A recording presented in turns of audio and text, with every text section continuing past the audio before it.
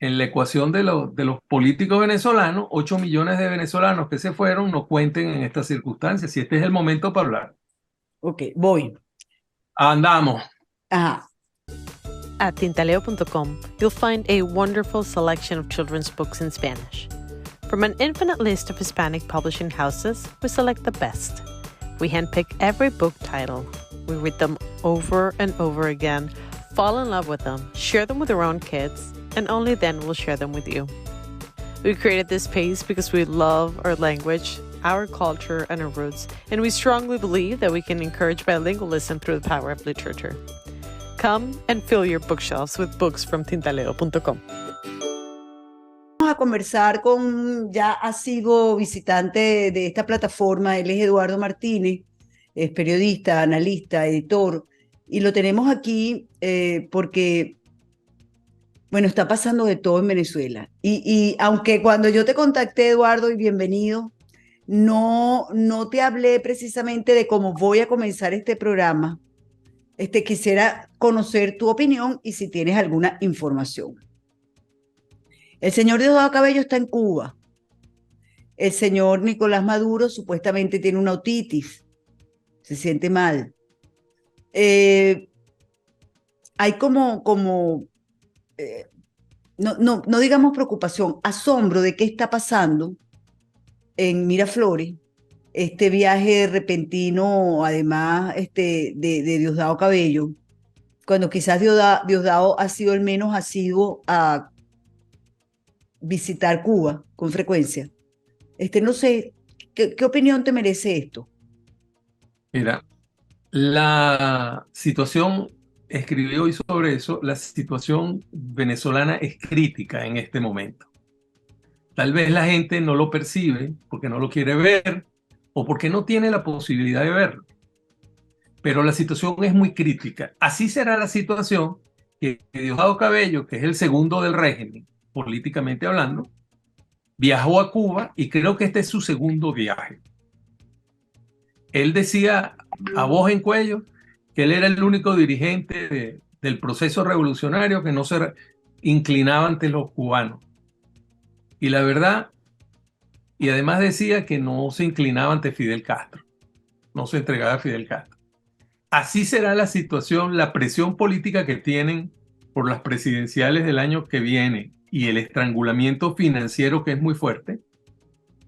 El señor Diosdado Cabello apareció en Cuba. En Pero paralelo, fíjate que el estrangulamiento también, Eduardo, es en Cuba.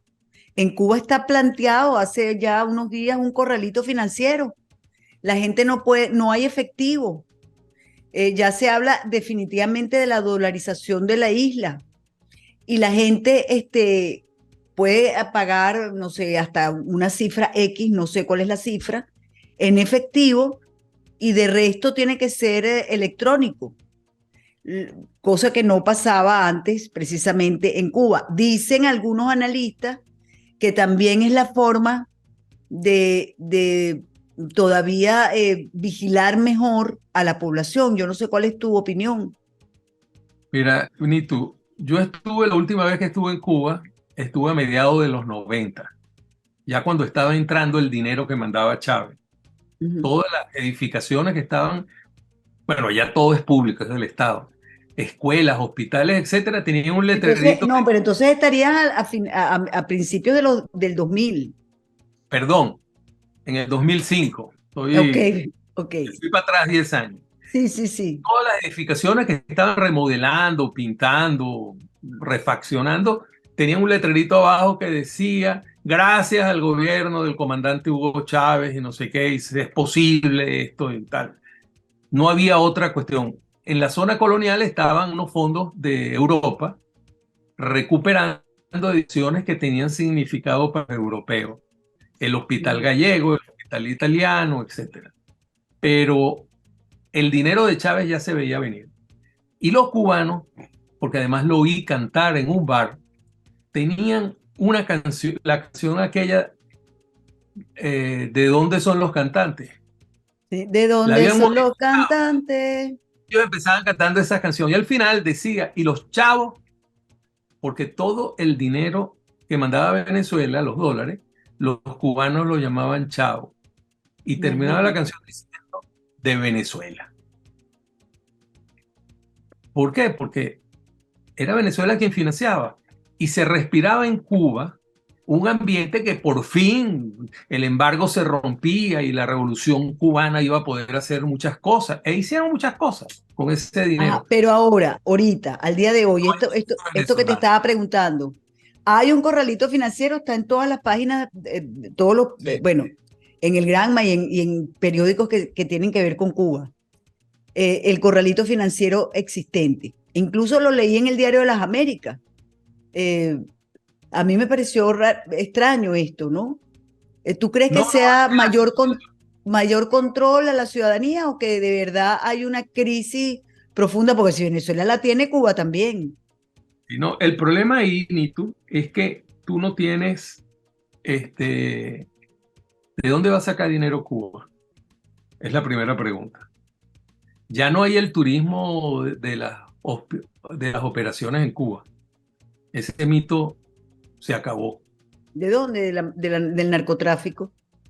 Sí, pero puede ser, pero eso es muy limitado para ellos, las necesidades que ellos tienen. Y en esa situación, los jerarcas cubanos, como en otros países similares, sin entrar en detalle, los jerarcas lo que hacen es almacenar su caja chica para sobrevivir porque no saben qué va a pasar, porque no tienen dinero. Claro. Rusia no se lo puede mandar. China, China se volvió un país capitalista donde hacen cálculo financiero de lo que ellos hacen. No están dispuestos a regalarle dinero a nadie. Claro, hay un terremoto y mandan $1.000.000. Claro. Pero China, Ahora dime, en medio de todo esto, fíjate, este viaje de Nicolás Maduro, de Diosdado Cabello a Cuba, Maduro que se siente mal. Una delegación de 11 diputados demócratas está viajando a Brasil, a Chile y a Colombia. Por cierto, todos miembros de la Internacional Progresista. En Colombia, el desastre que está pasando con las revelaciones o la colaboración del hijo de Petro con la justicia o con la fiscalía. O sea, te estoy nombrando esto porque todos son del Foro de Sao Paulo. Sí, pero por cierto, el Foro de Sao Paulo ha guardado absoluto silencio con relación al tema de Petro, lo que sí no ha hecho el Grupo de Puebla, que claro, son casi lo mismo, ¿no? Te pregunto, ¿le ves alguna relación a todo esto? Es que es un contexto que se está moviendo mucho y cada quien va a tomar decisiones por sus propios problemas. En los últimos días, Lula suavizó su movilidad inicial. No te entendí, no te entiendo. ¿Qué me quieres decir con eso? Lula, el pasado mes, que se dieron los reportes financieros y macroeconómicos de Brasil, es uno de los 5 o 6 peores semestres de la historia de Brasil. Ok. Peor. Mientras Lula recorría el mundo, porque una experiencia que nosotros tuvimos en Venezuela con la reelección de un presidente que se dio a recorrer el mundo mientras se le enredaba en Venezuela la situación, que fue el segundo gobierno de Pérez. Está pasando con Lula, se le enredó la economía brasilera y los índices vienen palo abajo. En algunas cosas ellos tienen mejores indicadores, pero los indicadores macroeconómicos que tienen que ver con el futuro inmediato son terribles. Es el 6º peor semestre de la historia. Y en medio de todo esto, Milei llenando los cierres de campaña de una manera impresionante. En Argentina.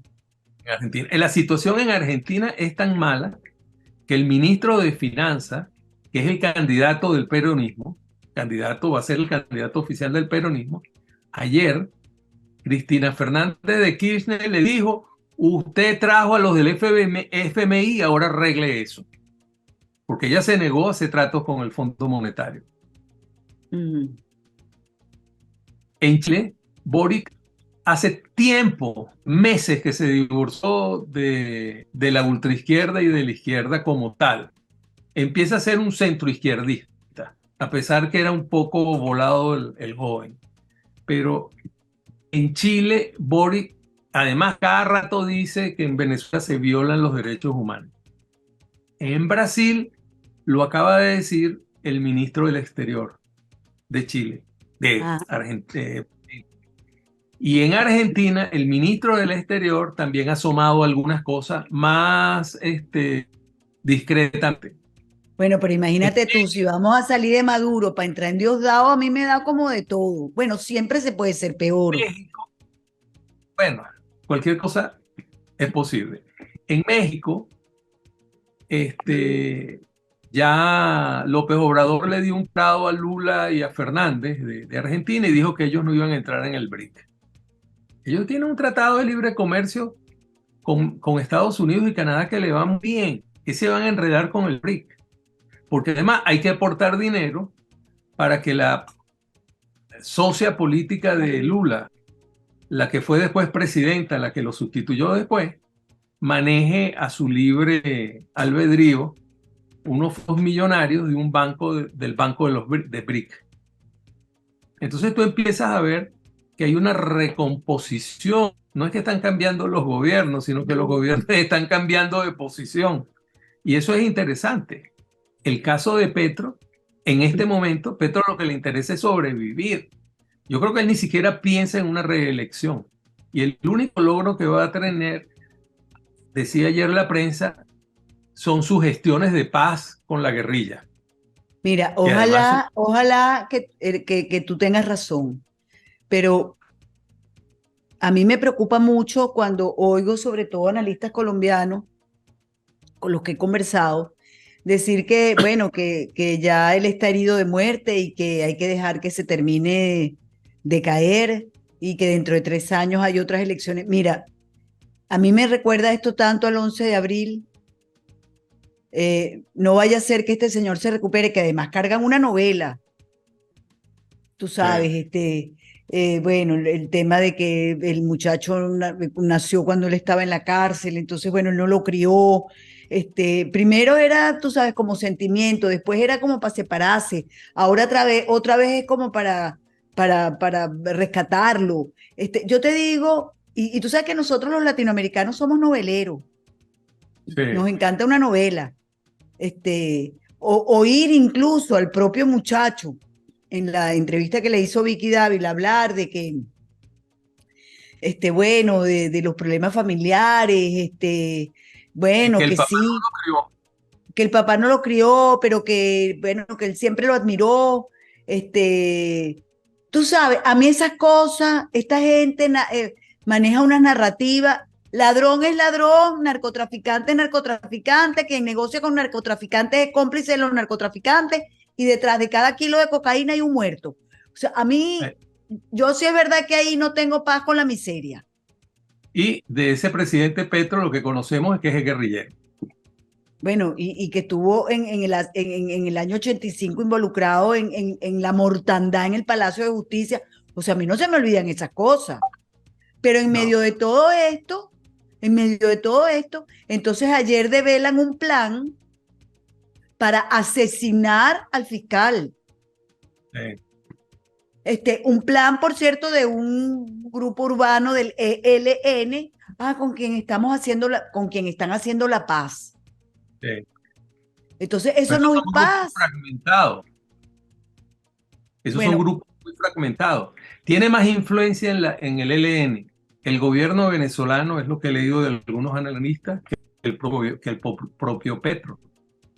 claro, pero por eso te digo, cuidado, no vaya a ser que este tigre herido se reponga y pasa igualito que pasó en Venezuela. Chávez después del 11 de abril, bueno, la persecución fue implacable contra quienes Claro, eran y contra los que no, se llevó por el medio a todo el mundo. a todo el mundo. Entonces, mira, esas cosas hay que tomarlas en cuenta. Pero te decía yo, ¿ves relación en todo esto que se está moviendo en el continente, incluido Pero, Estados Unidos? pero hay aquí una cosa muy interesante que hay que prestarle atención, peligrosa. y he tenido contacto último con gente de allá, periodistas en la clandestinidad, vamos a llamarlos así, Nicaragua. En Eh, Nicaragua me han estado mandando mensajes los amigos de Alerta de que me dice, como dice el himno de ustedes, Maduro sigue el ejemplo que Nicaragua dio. Y eso es voz populi en la conversación de la gente en Nicaragua.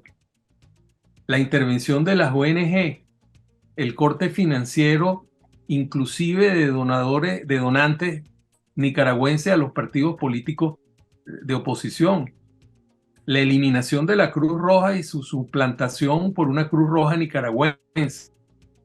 La, el ataque a la Iglesia Católica. las inhabilitaciones. Y ahora hay una diputada que quiere que se discuta el quitar la nacionalidad a los oponentes. Igual que aquí, pero eso empezó antes en Nicaragua. No, no, no, te estoy hablando que en Venezuela está pasando En esto, igual Venezuela, que pasó en claro, Nicaragua. pero en Nicaragua ya pasó. Sí, claro, ya pasó. Por eso te estoy diciendo, me parece A interesante porque Sergio Ramírez le quitaron la nacionalidad, Ujú. que fue candidato a la vicepresidencia junto con Ortega cuando ganó Violeta Chamorro. A los 122 que sacaron en un avión les quitaron la nacionalidad. Le quitaron la nacionalidad. Y a los abogados que defienden a los que se le oponen a Ortega en Nicaragua, les quitan digamos, el título de defensores. Y hay unos que les quitaron los títulos y los expulsaron también, o los invitan a que se vayan. Sí. El caso de los abogados es que, claro, tú te puedes buscar un abogado si te ponen presa y eso. Pero si el abogado es muy bueno, emprenden contra el abogado también. Si el Sí. abogado es un abogado que se pliega al proceso formal, al protocolo, etcétera. Pero para los abogados es muy difícil. Es decir, hay abogados que defienden familiares y le tienen cierto respeto, vamos a llamarlo así. O sea que tú ves que en Venezuela hay una Nicaragua, nunca me sale la palabra, Nicaraguanización. una nicaraguanización. ¿Tú ves Sí, eso? yo lo veo. Yo lo veo porque ocurre lo mismo. En mayo acabaron con la Cruz Roja Internacional, ahora es la Cruz Roja Nicaragüense, y le confiscaron todo. Todo inventaron. Y lo mejor es la excusa pública que dan. Eso es lo peor. Porque si hubieran dicho que había... Ellos dicen que tuvieron que tomar esa decisión y en el proceso de confiscación está, porque en el 2018 ellos atendieron a los heridos de las manifestaciones. Sí. Que Ahora, fíjate que en el caso de Venezuela, yo la verdad no conozco al señor Villarroel,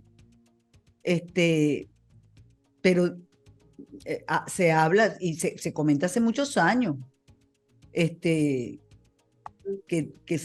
se entendía muy bien con el régimen. Mira, la Cruz Roja tiene que verlo desde el punto de vista diplomático europeo, no es la diplomacia americana. Los europeos siempre están, los diplomáticos, en el medio de estas aguas. Lo único que les interesa son sus intereses nacionales. Con la aparición de la Unión Europea, lo hicieron un poco más extenso de los intereses comunitarios de la comunidad. Pero ellos, si pueden vender cualquier cosa, se la van a vender a estos países. En el caso de la Cruz Roja, los que manejan la Cruz Roja internacionalmente desde Suiza son iguales, están cortados, sobre todo los suizos. Hay un viejo dicho en Italia que los italianos del norte de Italia odian a la Cruz Roja, están limítrofes con Suiza. Acuérdate que en Suiza hay un italiano que se habla italiano, que son Sí. suizos italianos. Ellos dicen que la Cruz Roja son unos hijos de su mamá, que reciben el dinero mal habido de todos los gobiernos y de todos los dictadores, y que cuando la cosa se pone seria en esos países y estalla la guerra, aparecen con la Cruz Roja para invertir unos dolaritos de los que les depositaron. Ese es lo que piensan los que rodean Suiza, Bueno, pero así como te digo una cosa, te digo la otra. No conozco al señor Villarroel, no es un tema que yo maneje, este tema de la Cruz Roja, pero lo que sí te puedo decir es que no me gusta la nueva junta tampoco, o sea, no me No, gusta no. para nada. Además, son unos tontos útiles que ya No, los yo no agarran. creo que son ningunos tontos, yo creo que son bien vivos. Sí, pero ellos no se dan cuenta que el que baila con el diablo no es el que marca el ritmo. Eso es verdad. Oye, qué buena frase. Y ahí es donde está el problema que se les viene a ellos, porque tienen intereses. Claro, La gestión de Ricardo Cusano en Fede Cámara fue muy criticada por los empresarios. Se sí, puede decir que lo sacaron de todo con cuando lo suplantaron prácticamente a patada, porque la sí. situación era bien adentro. Es más, algunos jefes de la nueva Fede Cámara, algunos directivos de la nueva Fede Cámara, el viernes en la noche y fui testigo presencial de eso, al enterarse de la decisión, de la sentencia, dijeron, este tipo no le va a plegarse al gobierno, sino que ahora está cobrando. Bueno, pero ellos como que se pliegan todos al gobierno, porque el nuevo presidente, que por cierto yo quise muchísimo a su padre, a Danceli, Cuidado, las este, declaraciones del nuevo presidente fueron tergiversadas y la parte que más se difundió editada, pero es un individuo abiertamente anti este régimen. pero defendió las sanciones, o sea, que las quitaran. En un contexto que cortaron la explicación que Bueno, dio mira, después. entonces tenías que explicarlo mejor. No te puede, no, no, no, no.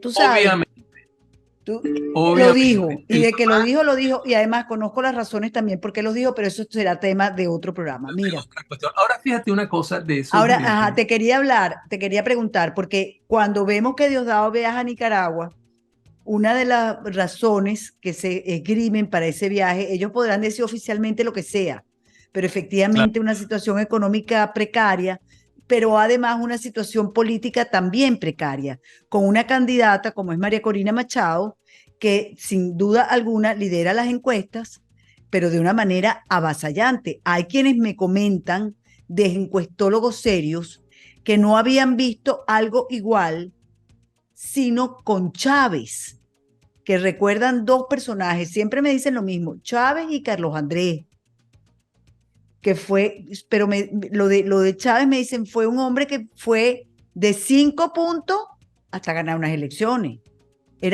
Fue un ser imparable, me decían. Nunca bajaba, siempre iba subiendo una décima, un punto, pero iba subiendo, que lo mismo se está observando en el caso de María Corina y que pareciera que es indetenible, que esto tiene muy angustiado al gobierno y que una de las cosas que se está hablando precisamente en Cuba es cómo detenerla ya. sí. No, ahí hay una cosa curiosa. Todas las encuestas, todas, dan a María Corina en el primer lugar largo, Largo, pero largo. largo, largo, largo. Y en el primer María- lugar largo, incluso contra Maduro. Contra Maduro es peor la cosa. Es Pero peor. también es peor. Pero también hay una característica. El gobierno ha venido, obviamente todos los gobiernos lo hacen, contratando unas encuestas confidencialmente, con unas cláusulas de confidencialidad abiertas. Pero la paliza que les está dando María Corina es de tal magnitud que por primera vez se rompen los sellos de esa confidencialidad. Y unos días después el mundo habla de esas encuestas de Sí. las cuales no tenemos papeles en la mano, pues como ocurre con otras. Y en esa encuesta, y eso muestra una cosa, que es que el gobierno, la alta jerarquía, la Entonces nomenclatura, como decimos. tienes una comunicación un poco fastidiosa porque se me va de repente. Entonces, si no te entiendo, no te entendí la última frase. No, no, no, esto es sumamente grave y exterioriza que los jerarcas del régimen están aterrados. Por el problema de aterrado es que las elecciones, sean ahorita o sea, las van a perder. En igualdad de condiciones, la pierden. Por eso la Están Nicari, nicaraguanización Por eso la de la... nicaraguanización es lo que Claro, me quiere decir. porque, claro, porque en Nicaragua, cuando se vieron que se les vendía el mundo, se les venía el mundo encima, se llevaron preso a todos los candidatos, precandidatos y a los que ellos pensaron que podían ser candidatos. Y fue cuando sacaron las 100 y pico de personas ¿Y tú crees que en un eso avión. lo pueden repetir en Venezuela, incluso aunque esté allí sentada la Corte Penal Internacional, tenga una oficina? Claro, pero todo va a depender de si la Corte Penal empieza a tomar decisiones. Hay quienes piensan que una decisión de la Corte Penal pueda acelerar esa nicaraguanización Sí. de la situación en Venezuela. Otros piensan que buscaría el régimen más allá de Maduro en términos de buscar una solución, porque pasaría lo que pasó con Ortega, su primer gobierno, cuando la candidata fue la señora Chamorro, Chamorro. porque coño, tiene que tomar decisiones para ellos tratar de salir por alguna parte más o menos bien, que Mm. no los procesen, que no los juzguen, etcétera. Hay dos visiones de las consecuencias de lo que puede hacer la Corte Penal. Pero hay un detalle que te tiene que llamar la atención. En 6 meses, el gobierno vendió 8 toneladas de oro porque no tiene cómo financiarse. Por más que Chevron, como dice hoy en una entrevista el economista José Guerra, San Chevron, que es el único que en los últimos años ha logrado levantar la producción petrolera. Son compañías que tienen 100 años operando en Venezuela. Saben mejor que los venezolanos cómo sacar petróleo. Tienen experiencia también en otros países. Pero a pesar de eso, porque eso también está limitado, esa operación de Chevron Mm. está muy limitada. No puede levantar más de ciertos niveles que le ha fijado el Departamento de Estado que no conocemos. Esa situación financiera es terrible. Lo del oro a mí me parece, de verdad, es lo último que podíamos soportar los venezolanos. No, pero no solo eso. En Caracas ya hay racionamiento de electricidad, no había habido hasta ahora. Todos los sectores, incluyendo los sectores, vamos a llamarlos diplomáticos, donde ellos habían rediseñado las redes de tal manera que el Country Club, la Castellana, Altamira, no todas las partes, pero los sectores donde hay embajadas, redes de embajadores, no sufrieran las consecuencias de unos cortes eléctricos. A pesar de eso, bueno, muchas de esas embajadas tuvieron que instalar generadores de electricidad propia, Un país pero en electricidad no puede prosperar, no funciona, no porque no funciona. te funciona el expendio de gasolina, no te funciona la producción de gasolina. La otra cosa es que no tienen gas. Y hay una cosa bien curiosa. El gobierno acaba de firmar hace 2 semanas un convenio con Brasil para entregarle electricidad. ¿Cuál? ¿De dónde la va a sacar? Mira, tú sabes Ha que tengo firmado un convenio para exportar gas. ¿De dónde? sí, tengo un amigo que me comentaba anoche que él vive ya en los Estados Unidos, él vive en Miami, pero él va con mucha frecuencia a Venezuela. Y me comentaba que pasó 2 meses en Venezuela y que se quedó impresionado porque él le parecía, quería volver a Venezuela, él tiene su casa en Venezuela. Y fue, tú sabes, como a poner las cosas en orden, ¿no? Pero se devolvió, me dijo, me devolví hace 2 semanas y te voy a contar por qué, me dijo. Yo no gasto, esto fue textual lo que me dijo, yo no gasto en el Public $450 mensuales en mercado. Somos mi esposa y yo, porque ya mis hijos se casaron, yo no gasto eso. Yo en Venezuela, cada 10 días gastaba entre 380 y $400 sin carne ni jabón. Es decir, sin carne ni productos de limpieza, que es lo más caro. Me dice, lo de Venezuela es una cosa exorbitante. ¿Cierto? El costo de la vida. Yo te pregunto a ti que estás ahí, efectivamente se siente la inflación galopante en Venezuela. Se siente fuertemente, pero ¿tú sabes quién la siente más? ¿Quiénes la ¿Quién? sienten más? Los comerciantes. Porque en los primeros 5 meses del año, 4 o 5 meses, la demanda de productos básicos bajó 40%. Y eso incluye a empresas como Polar. Polar vende menos cerveza ahora. Y la cerveza te subsidia la harina pan. Si tú no Qué dato produces y vendes la cerveza, tienes un tope para la harina pan, que claro. pagas un precio menor que en Estados Unidos, es verdad, la harina pan en Estados Unidos, porque es precio de mercado del maíz, en función de eso. Y eso es crítico. Este país, para poder comer harina pan, tiene que tomar cerveza. Y eso es lo que no se dice. Pero ahí hay un subsidio cruzado. Y otro dato que te quería dar es que, bueno, por razones que lamentables que no quiero comentar ahorita, No te preguntaré. no, estuve, digamos, un poquito relacionada con el tema de la migración venezolana aquí en Panamá. Y una de las cosas que confirmé es que en estos últimos 6 meses ha pasado más gente por la selva del Darién que lo que pasó todo el año pasado, por ejemplo. Es decir, hay una desbandada de venezolanos huyendo y no precisamente ricos ni clase media, porque quien se atreve a cruzar la selva del Darién no es gente, digamos, con recursos económicos como para montarse en un avión. Te quería preguntar, también se nota que hay una huida de los venezolanos hacia otras fronteras. Fíjate, empezando a partir del 2000, ya gobierno Maduro, 2014, tú sentías más la emigración, que era clase media, clase alta, clase profesional, los que se iban. Salían en aviones, después tú oías que se había ido fulano en autobús, pero después la gente se va a pie y no lo dice porque le da pena. ¿Ok?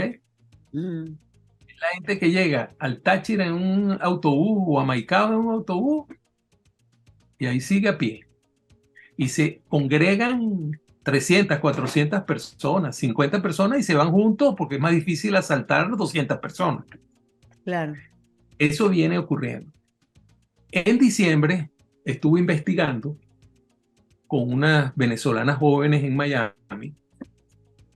Encontré, quiero relatar este caso porque es un caso bien particular.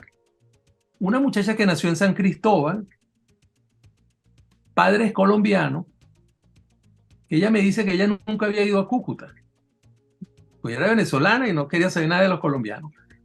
Cuando decidió que se quería ir de Venezuela, y unos amigos, ella es enfermera, graduada en el Táchira, licenciada en enfermería, que le dijeron, vente para Bogotá, te conseguimos trabajo, pero tienes que tener los papeles arreglados. Y ella le dijo al papá y se fueron a Cúcuta para que el papá la inscribiera.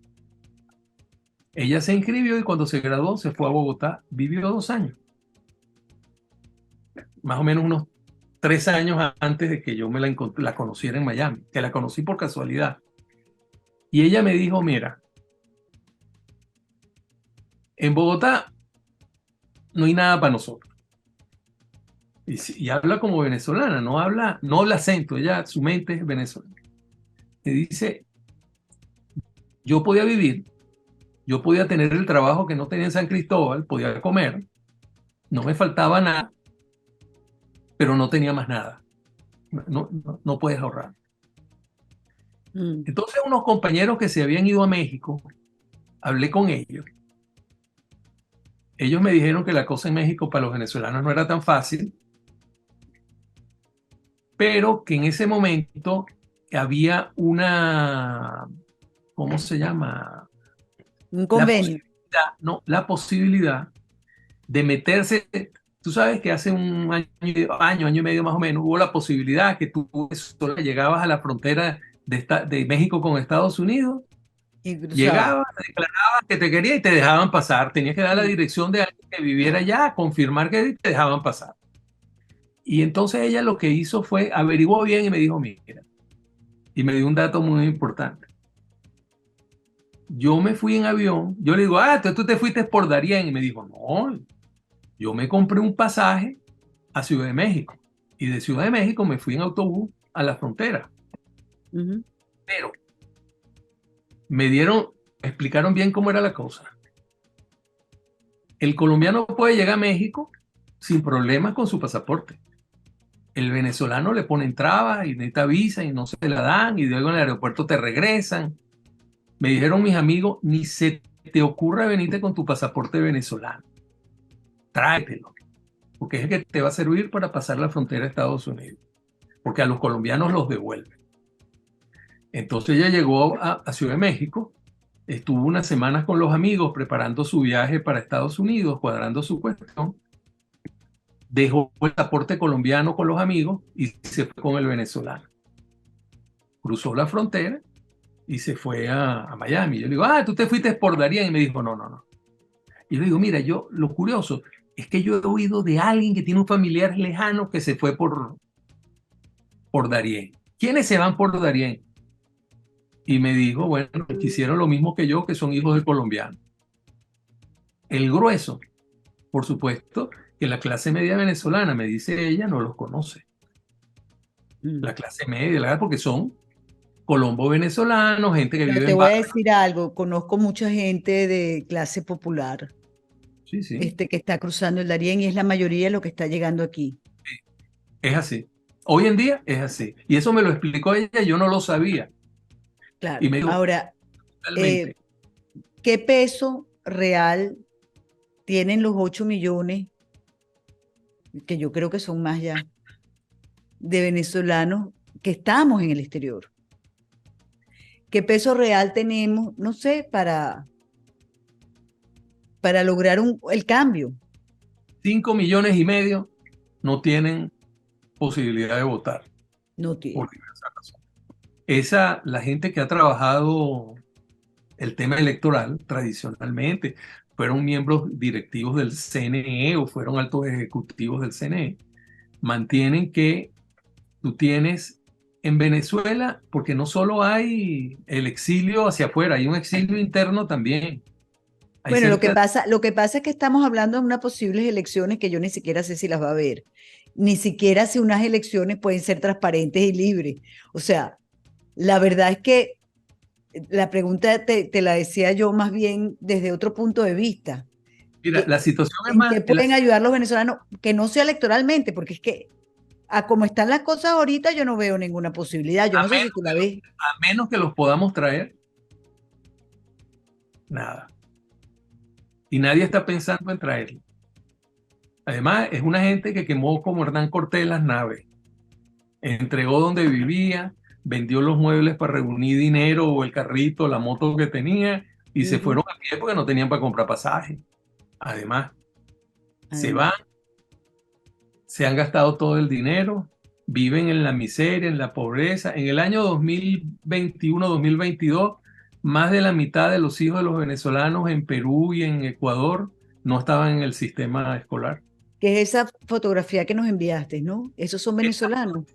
Son venezolanos, salió publicado en un medio, en un portal que no sé de dónde es, hablaba de las cifras de Ecuador y Perú, y tampoco identificaba.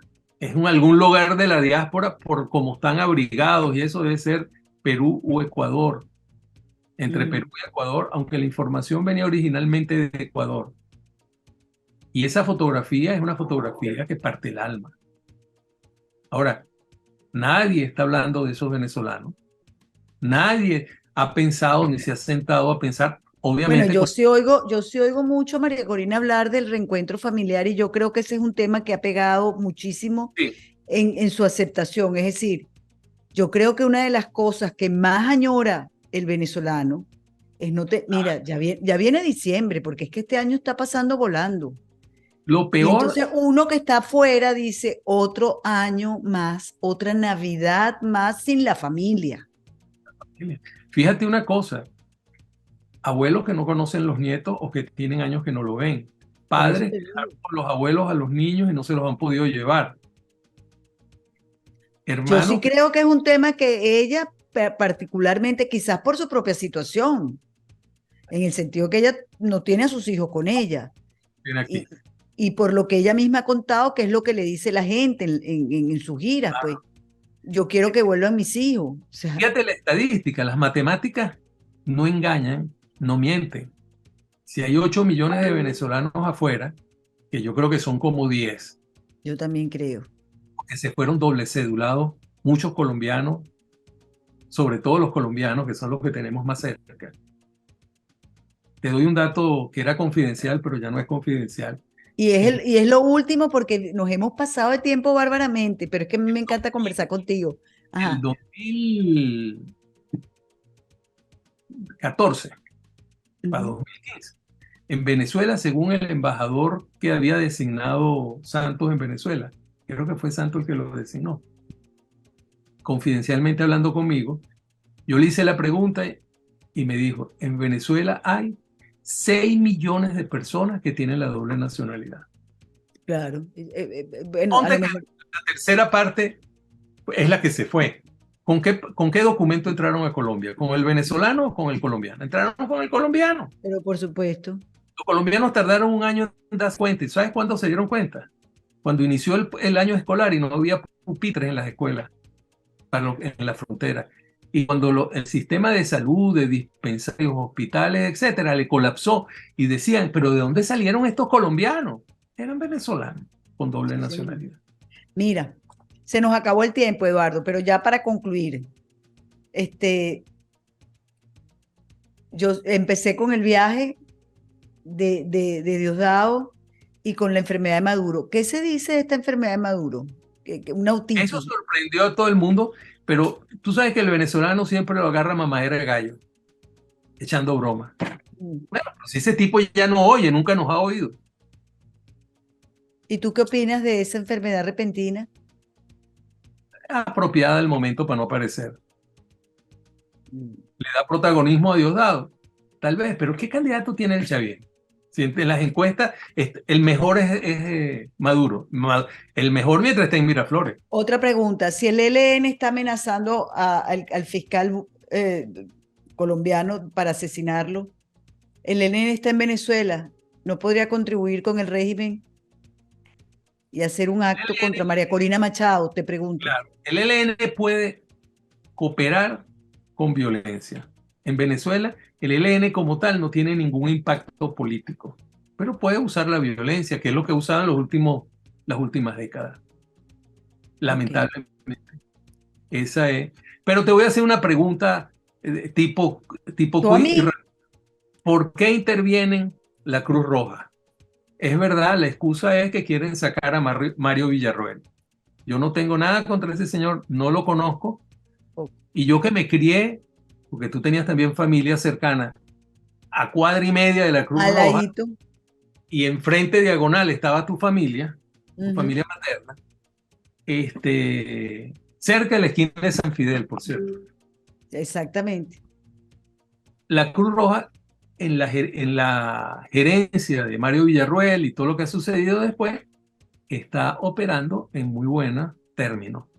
Se han recuperado las instalaciones, han hecho, eso es lo que yo veo, ¿ok? Han regularizado muchas cosas que se habían deteriorado, operan, ha tenido unos encontronazos con el gobierno, más que lo que decían, porque cuando hubo la pandemia, la Cruz Roja montó un plan para traer ayuda humanitaria y el gobierno quería que se le entregaran a ellos y creo que le entregaron una primera parte y nunca supieron qué se hizo. Protocolo suizo con la legislación en Suiza no deja que la Cruz Roja pueda hacer eso. Y después, ¿Y pero qué me quieres tú decir con los encontronazos de la Cruz Roja? Que fue por donde empezaste para ya, porque ya no es que tenemos más en los tiempo. últimos años con la pandemia, la Cruz Roja, los directivos de la Cruz Roja tuvieron problemas y los suizos con el gobierno venezolano por la ayuda humanitaria que mandaban para la situación de Venezuela. O sea que este es un problema con Suiza. El régimen también está peleando con Suiza. Al final está Suiza detrás, porque los convenios, los garantes, tengo entendido, internacionales que firmó Venezuela con la Cruz Roja, los suizos aparecen. Cuidado. Y la otra cosa es que los problemas se aceleraron cuando en la reunión de México, que no llegó a nada, que lo único que llegó, que el gobierno obtuvo todo lo que le daba la gana, pero que no lo ha podido materializar, era que iban a liberar 3.000 millones de dólares para ayuda humanitaria. Y entre las organizaciones que iban a manejar esos 3.000 millones que el gobierno aceptó, está la Cruz Roja. Eso es verdad, eso lo recuerdo. Perro cuidando longaniza. Si le pone la mano a la Cruz Roja, me imagino que ellos se imaginan que manejarán 3.000 millones que no han llegado. Y ahora menos van a llegar. Por lo menos para... Fíjate que este dato es interesantísimo lo que me acabas de decir. Y es verdad. Y la otra cosa es que han soltado en esas redes chavistas que el problema es que Mario Villarroel era el que manejaba, tenía una especie de aquellas viejas tribus judiciales y manejaba la sala constitucional del TCJ. Y entonces es la excusa política frente al chavismo que es el gobierno. Por supuesto que en Venezuela... Yo lo que veo es que la andanada más dura se la dio Diosdado Cabello, que pareciera que es el que marca a quién hay que perseguir y en qué momento. Y después es que aparece el fiscal con una imputación, una cuestión. Así es, así es. Eduardo, muchísimas gracias de verdad por esta conversación. Fue un verdadero placer tenerte. Cuando quiera que hablemos bien de alguien, también me puede llamar. También, yo sé, yo lo sé. Con ustedes, amigos, hasta un próximo, no callaré. Si te gustó este contenido, suscríbete a nuestro canal y activa las notificaciones.